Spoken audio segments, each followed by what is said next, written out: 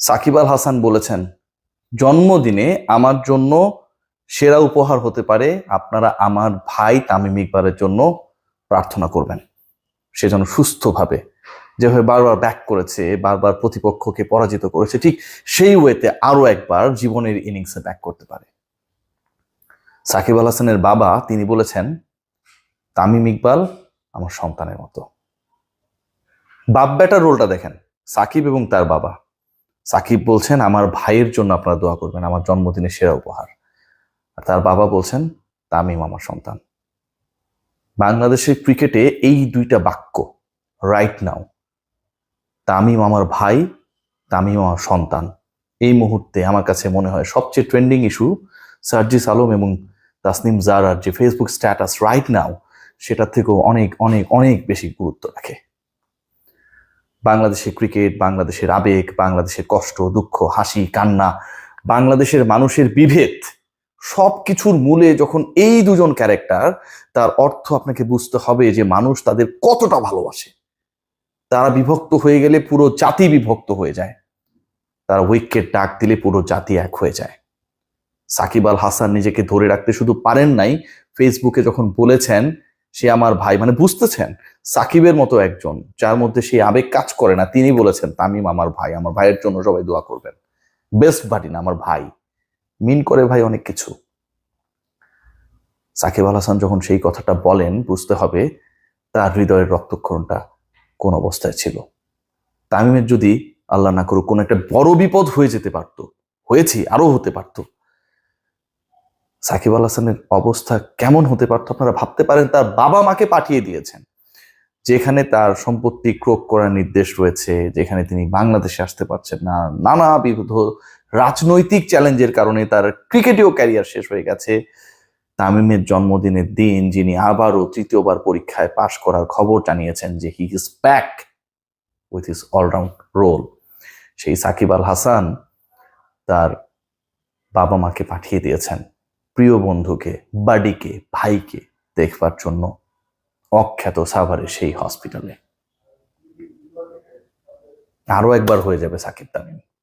যখন আমরা দেখলাম যে সাকিব তামিমের এই সম্পর্কের জায়গায় আজকে সকালে একটা নতুন মোড় নিল, এবং সেই মোড়টা এমন একটা পর্যায়ে গেল যেখানটায় গিয়ে আনএক্সপেক্টেডলি কেউ এটা কল্পনা করতে পারে নাই, কেউ ভাবতে পারে নাই সাকিবের বাবা মা কেপিজি হসপিটালে গিয়ে উপস্থিত হবে। সেটাই ঘটেছে।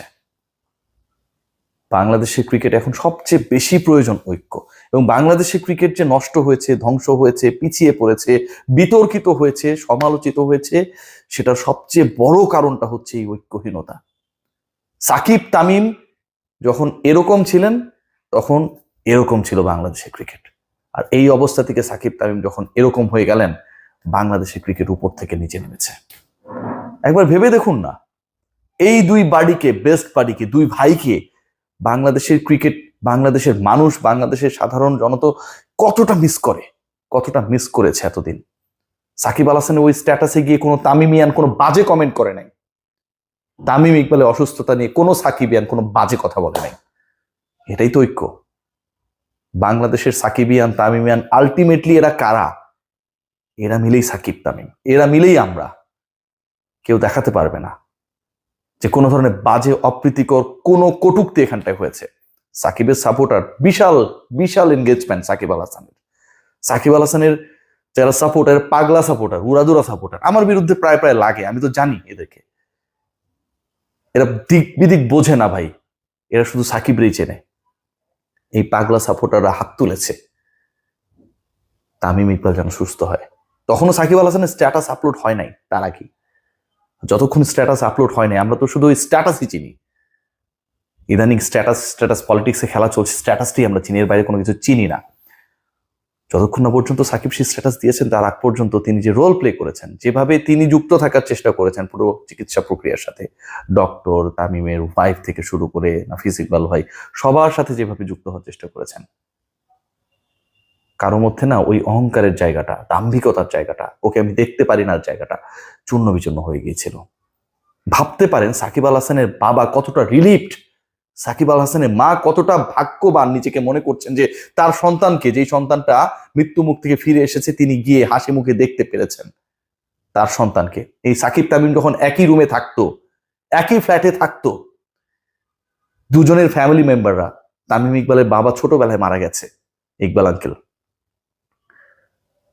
দুজনের যে গার্ডিয়ানরা বেঁচে আছেন, তামিম ইকবালের মা কিংবা সাকিব আল হাসানের বাবা মা, তারা নির্ভর থাকতেন। আমি শিওর অসংখ্যবার তামিমের ফোনে সাকিবের বাবা মা কল করেছেন, বাবা সাকিব তো ফোনটা ধরছে না, ও কোথায়? তাইম হয়তো খোঁজ দিয়েছেন না, টেনশন করেন না, ওয়াশরুমে গেছে।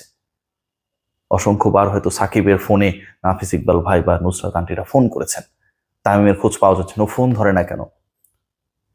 আমাদের শিশির ভাবি, আয়শা ভাবিরা হয়তো তাদের প্রিয় ওই সময়ের বয়ফ্রেন্ডদেরকে না পেয়ে বন্ধু সাকিবকে আর তামিমকে ফোন করে বলেছে যে ও কোথায়। উত্তরটা এসেছে, টেনশনে কিছু নেই, আছে আশপাশেই। সেই তারা এক হয়েছে ভাই। এদের ডিভাইডেশনটা পুরো বাংলাদেশের ক্রিকেটকে একদম ধ্বংস করে দিয়েছে। বাংলাদেশের ক্রিকেটের ব্র্যান্ডিং, বাংলাদেশের ক্রিকেটের ইমেজ, বাংলাদেশের ক্রিকেটের ইমোশন, বাংলাদেশের ক্রিকেটে আসলে সাকিব তামিমকে অমিট করার পর যেন কোনো কিছুই নাই। কথা আছে না যে হাতি মরলেও ওর দামটা আসলে কমে না কখনো। হাতি হাতি ভাই।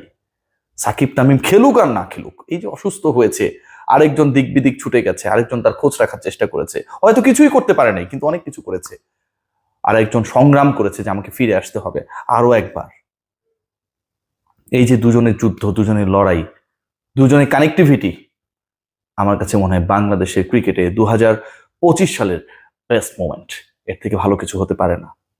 23-এ সাকিবের সেই সাক্ষাৎকার, তামিমের সেই কান্না ভেজা বিদায়, কত কিছু হয়েছে না, সবকিছুকে দূর করে দিয়েছে স্বয়ং আল্লাহ। কারণ মানুষ জানে না যে তার জীবনের যে কোনো সময় শেষ বাঁশি বাজতে পারে। সেটার জন্য বাংলাদেশ ভারত ম্যাচের 90 মিনিটস পর্যন্ত লেবানিজ রেফারি কখন বাঁশি বাজাবে সেটার কোনো অপেক্ষা করতে হয় না। এই রিয়েলাইজেশনটাই বাংলাদেশের ক্রিকেটে বাংলাদেশের সাধারণ মানুষকে তামিম ইকবালের অসুস্থতা দেখিয়ে দিয়েছে। সাকিব তামিম আরো একবার মাঠে আসুক, রিসেপশন নিক, বাংলাদেশ ক্রিকেট বোর্ড তাদেরকে মাঠে আনুক। ক্রিকেট বোর্ডের তখন এটা আমার কাছে মনে হচ্ছে একটা মোরাল রেসপন্সিবিলিটি, যত বাধাই থাকুক এটাকে ম্যানেজ করে সাকিব আল হাসান যেন অন্তত বাংলাদেশে ফিরতে পারে, তাকে যেন একটা ভালো রিসেপশন দিতে পারে, এনশিওর করার চেষ্টা তো অন্তত বাংলাদেশ ক্রিকেট বোর্ড করতে পারে। ধরেন হবে না, হবে না, মানলাম হবে না, চেষ্টা তো করতে পারে ভাই। রবার্ট ব্রুস 7 বার ব্যর্থ হওয়ার পর 8ম বারে সফল হয়েছেন। বাংলাদেশ ক্রিকেট বোর্ডে যারা রয়েছেন তারা এতটা দুর্বল অবস্থায় নেই ব্রুসের মতো, তারা একটু ট্রাই করে দেখুক। আর end of the day Shakib Tamim ভাই ভাই, আপনার আমার ভেদাভেদ, আপনার আমার গ্রুপিং, এসবের কোনো খাওয়া নাই।